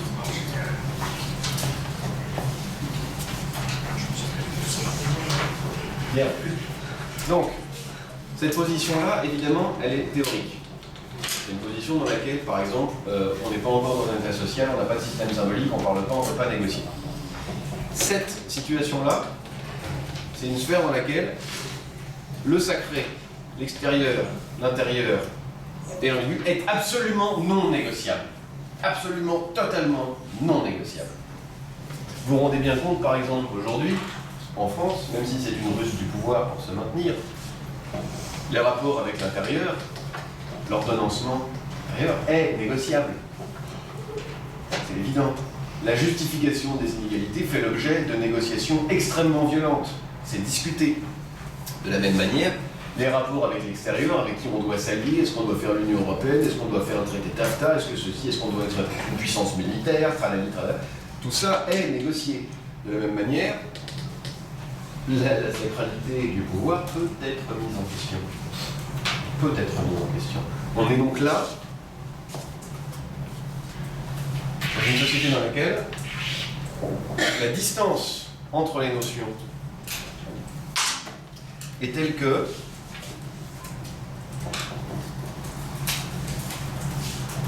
il y a du négociable. On pourrait imaginer plus de négociables.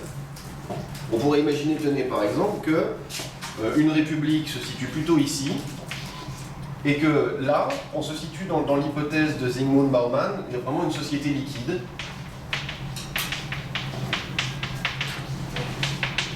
dans laquelle les individus sont réduits à l'état d'atomes économiques, il n'y a plus de structure, plus d'institutions, tout s'effondre, tout est fluide, etc. Et donc effectivement, tout est totalement négociable. Alors, moi ce qui m'intéresse, c'est cette position-là, qui est par exemple celle qu'on va trouver dans un système totalitaire, celle qu'on va trouver dans une théocratie,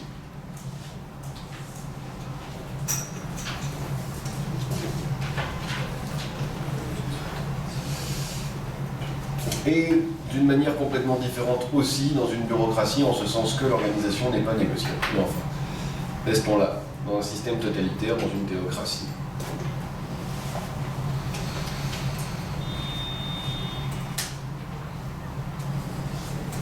Alors, une fois que vous avez ce modèle, du négociable et du non négociable, de la distance entre les notions, ça c'est très important. Ça, c'est extrêmement important et vous allez le comprendre progressivement. On a donc une représentation, une illustration, de la façon dont ce champ du pouvoir peut se déployer, soit en produisant beaucoup de non négociables, soit au contraire en ouvrant ce champ à la contestation. On aura des types de pouvoirs différents selon le niveau auquel on se situe dans cet axe du négociable. Vous remarquerez tout de suite, par exemple, que on aura un rapport au temps très différent, selon qu'on se situe à ce niveau-là, à ce niveau-ci et à ce niveau-là. Je m'explique. Si vous êtes, alors on peut les appeler plan 1, plan 2, plan 3.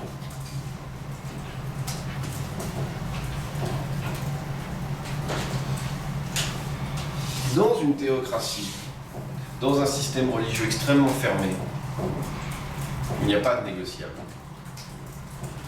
Dans un système totalitaire,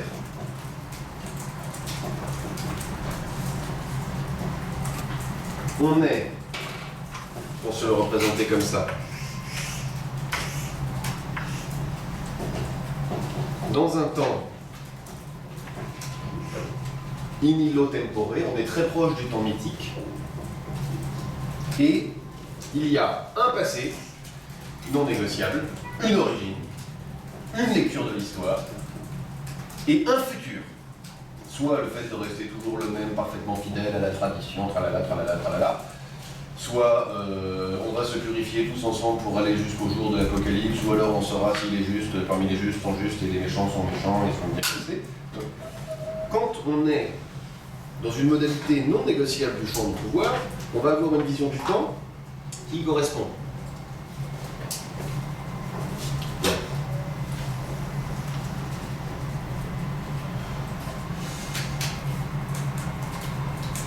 Au maximum, mais là déjà on obtient un peu de diversification, il pourra y avoir deux flèches, c'est-à-dire soit vous nous respectez, tout va bien, on respecte l'ordre et nous serons sauvés, soit vous ne respectez pas l'ordre et dans ce cas-là nous sommes promis au feu de l'enfer.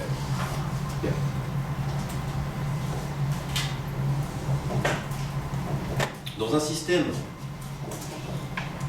nous restons à un niveau d'intégration un peu plus faible. Dans un système où il y a plus de négociables. Dans un système où l'écart entre sacralité, ambiguïté extérieure et intérieure est plus grand. Alors, on trouvera un rapport plus ouvert. On sera moins déjà ancré dans ce temps sacré, dans ce temps mythologique. On sera moins en train de vivre l'histoire. Il y aura un passé identifié, une sphère négociable et quelques possibilités de futur. Donc ici, on va commencer à avoir plusieurs flèches. Et enfin, dans une société liquide, dans une société sans institution pour garantir le pouvoir, la sacralité, l'ordonnancement intérieur, l'ordonnancement extérieur et l'ambiguïté, alors on aura toutes les lectures du passé possibles et toutes les lectures du futur possibles. On va se retrouver avec un temps complètement en bouquet, comme ça.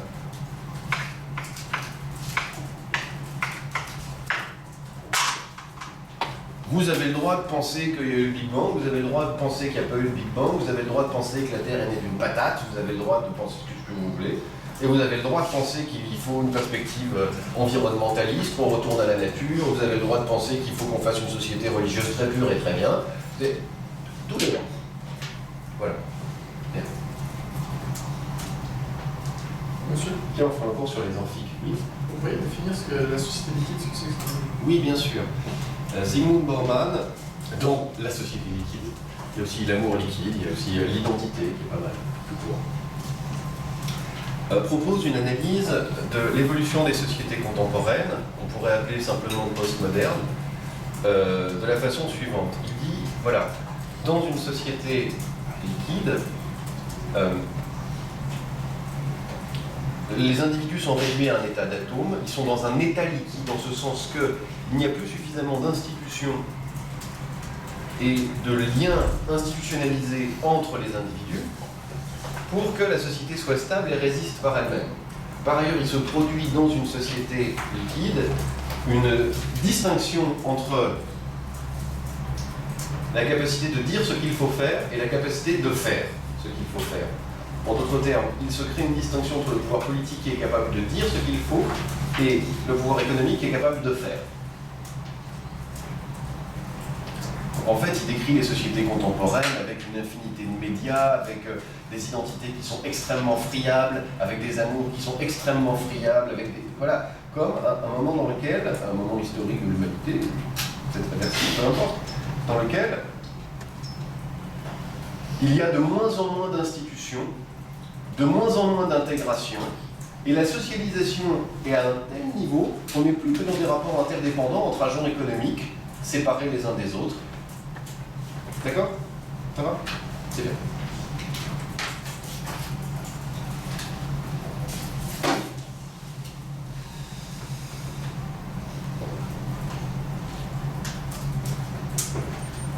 Bien. Alors, maintenant je voudrais vous montrer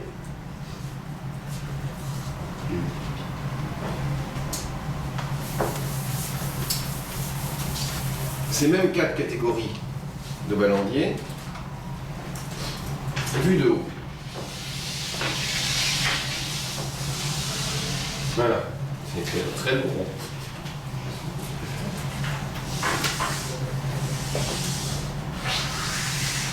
Et voilà, parfait. Et on se moque pas. Donc toujours intérieur, extérieur, sacralité, ambiguïté.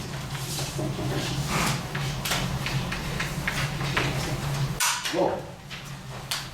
Là, vous comprendrez très facilement, par exemple, on se situe à ce niveau-là, ou à celui-ci. Non, restons à ce niveau-là, tiens, tenez au départ. Que ce qu'il y a là, ce sont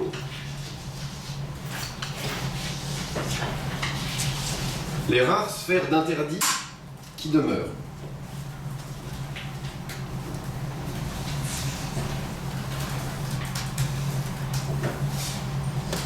C'est la zone de sacré, de tabou, de non négociable. La chose qu'il faut remarquer tout de suite, et que le schéma indique très bien, c'est que lorsqu'il y a une grande distance entre les différents domaines du pouvoir, lorsqu'il y a un grand champ du négociable, alors le non négociable fait l'objet de catégories séparées. Il y a des catégories séparées. Dès lors que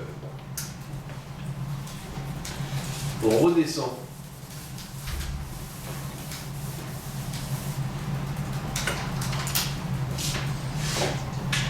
à une société qui, vue de haut,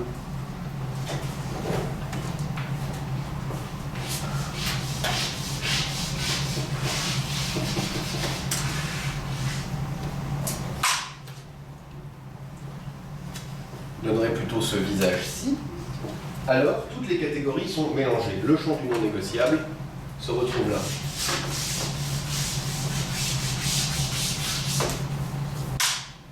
Qu'est-ce que ça donne? Ça donne des gens qui vous disent que, qui vont amalgamer par exemple, intérieur, extérieur et sacralité. Ils vont vous dire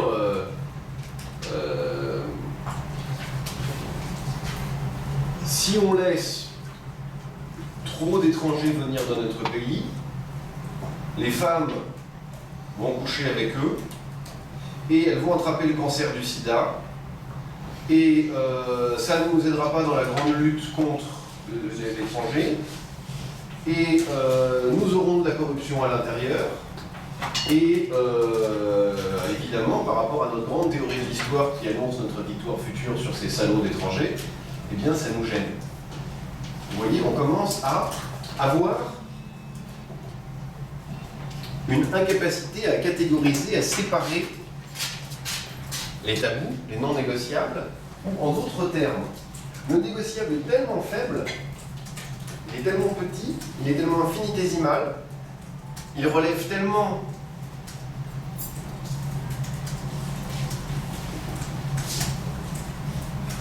de rapports de force discrets ou de négociations à la marge, si on parle d'un État totalitaire, ou de points de théologie extrêmement complexes, si on parle d'un système religieux. Donc, ce négociable est tellement petit que le non négociable devient un champ en lui-même, devient le lieu de la vie civile.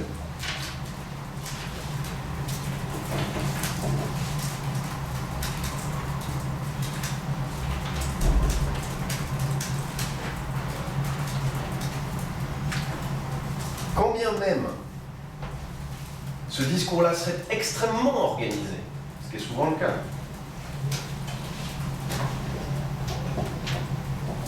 on pourrait, en se référant à ce schéma, remarquer qu'il se produit un amalgame entre les différents domaines du pouvoir.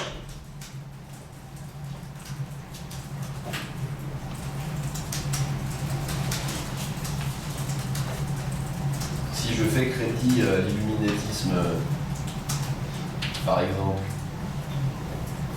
d'être un ensemble de croyances, regardez ces gens, c'est la pente naturelle de ce genre de stupidité, qui vous regardent en permanence pour voir si par hasard vous ne faites pas ça ou ça.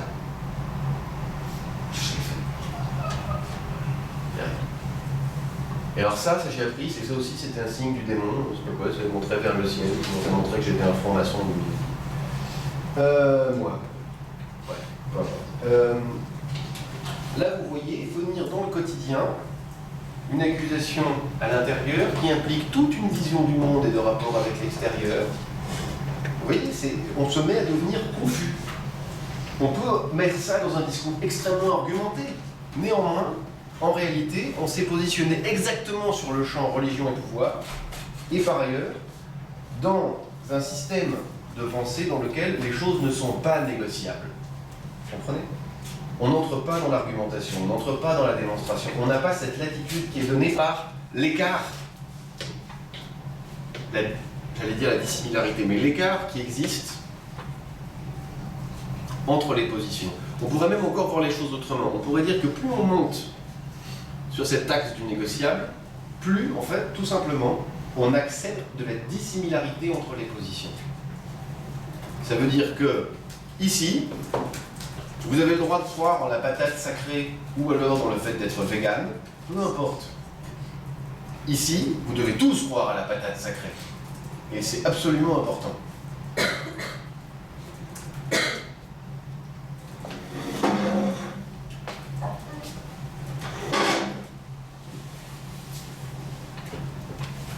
Alors,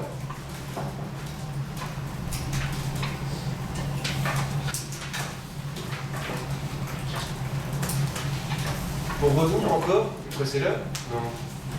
Mais ça fait C'est génial, maintenant je suis une horloge parlante. C'est formidable. Rapprochons cette notion de dissimilarité d'éléments que vous connaissez très bien.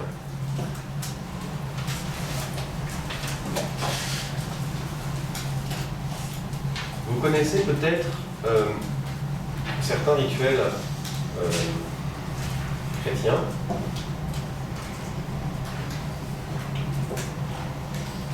qui mettent en scène des moments de la vie du Christ. Il en existe qui sont particulièrement explicites, où par exemple on met un jeune homme dans un village direction une croix, et on lui demande, ou aux Philippines d'ailleurs on le fait aussi maintenant, on refait des crucifixions. Voilà. Mais même dans la messe de Pâques, il y a des éléments comme ça où le temps qu'on va vivre est un temps sacré et où on est en train de le vivre comme ça. Alors, déjà là, écart de dissimilarité acceptable entre les positions, on peut soit le prendre complètement au pied de la lettre et dire c'est un temps sacré, c'est non négociable, ou dans telle ou telle autre approche, on peut dire on est en train de célébrer un rite et c'est à chacun d'interpréter. La religion chrétienne a ceci de particulier. Enfin, c'est pas vrai, d'ailleurs, c'est plutôt l'islam qui a ceci de particulier que, enfin, on va y venir. Elle a ceci de particulier que elle ne croit pas que le texte ait été apporté par Dieu. Elle pense que ça a été apporté par des gens.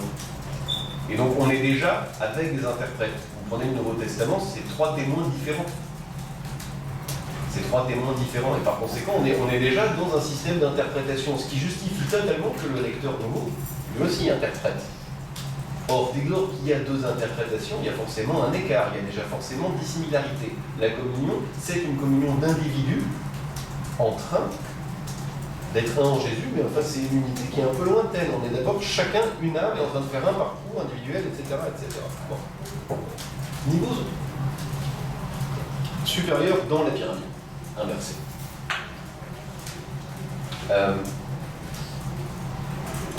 Une cérémonie républicaine.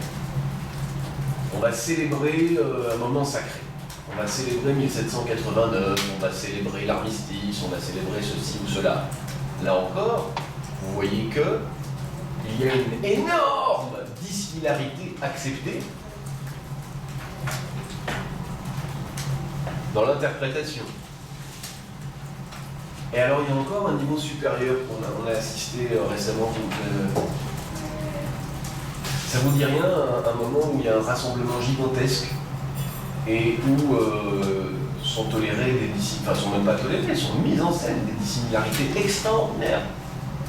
La dernière manif qu'on a pu voir, effectivement, le Je suis Charlie, là, et c'était même intégré dans les pancartes. Quand vous voyez dans une pancarte, connaissant un peu les traditions françaises, je suis Charlie, je suis flic, je suis juif et je suis musulman, c'est exactement ça. C'est-à-dire que nous avons une communion autour d'un principe de dissimilarité, autour d'un attachement à l'écart acceptable à l'intérieur de chaque domaine.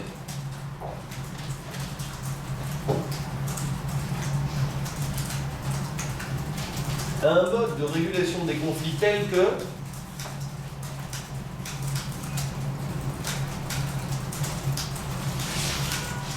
il y ait suffisamment de négociables pour distinguer de manière radicale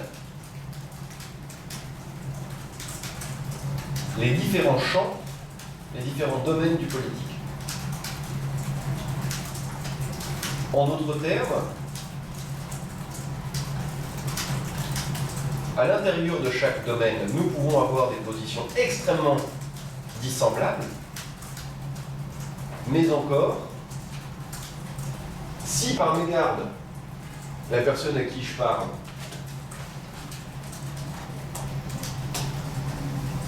sort d'un des domaines et se retrouve dans du non négociable, ça ne veut pas dire qu'il est globalement atteint d'impureté dans les autres.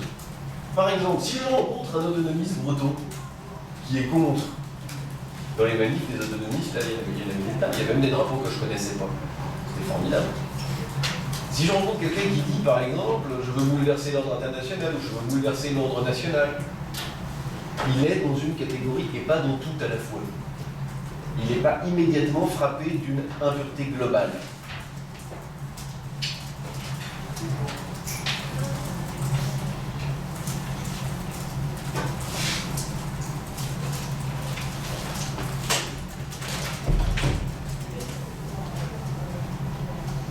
Même si on n'est pas dans un registre mythologique, où chacun, en s'emparant du récit, peut entrer dans cette négociation, dans ce pacte du négociable qui est le grand récit collectif, etc., constitue un registre mythologique. On est quand même néanmoins, et pas seulement implicitement, aussi dans un rituel concret, dans le cadre de cette manifestation,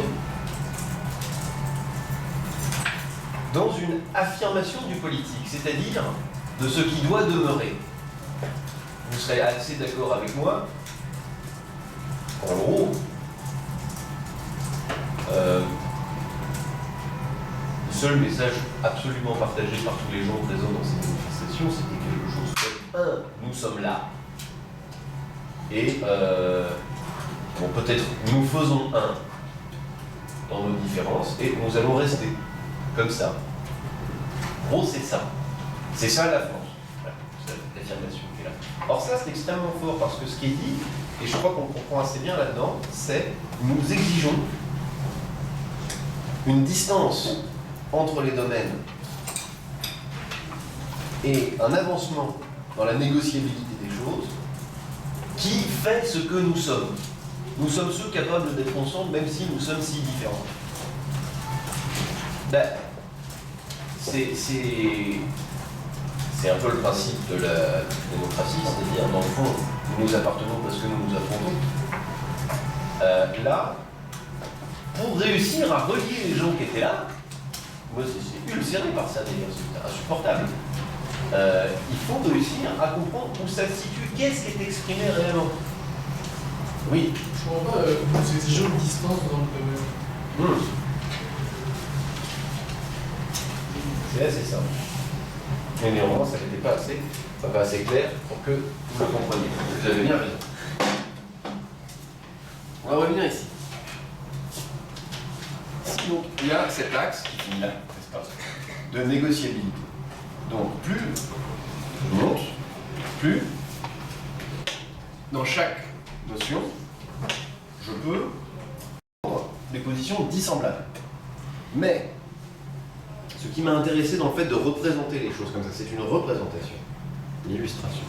C'est que, simultanément, on voit que le champ du négociable s'agrandit, j'agrandis le champ du négociable, bon, et simultanément,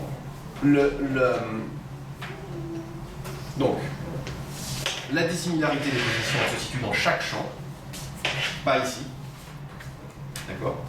Mais le fait d'augmenter le négociable, ça augmente cette surface-là. D'accord?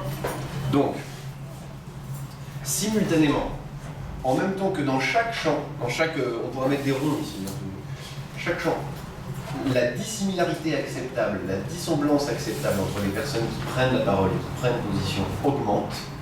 En même temps, le champ du négociable, naturellement, augmente. Or, quand le champ du négociable augmente, ça produit ce simple fait, avec lequel je termine le coup, une séparation des registres tabous. une spécification des registres tabous. Et évidemment leur diminution.